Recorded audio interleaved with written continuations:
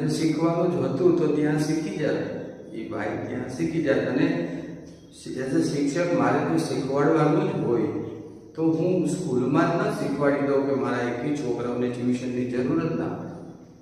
શું જરૂર પડે?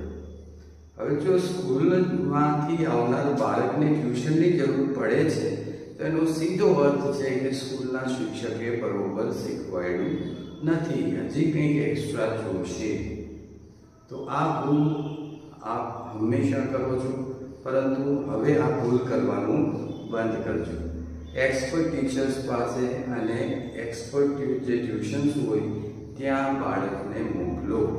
પૈસા લઈ અને મૂર્ખ બનવાનું કામ નહીં કરતા. 6થા 7મા 8મા 9મા સુધીના માર્ક્સ એના સુધરશે, એનાથી કંઈ ફેર પડવાનો નથી. 10મામાં કે 12મા બોર્ડમાં એનું જે રિઝલ્ટ છે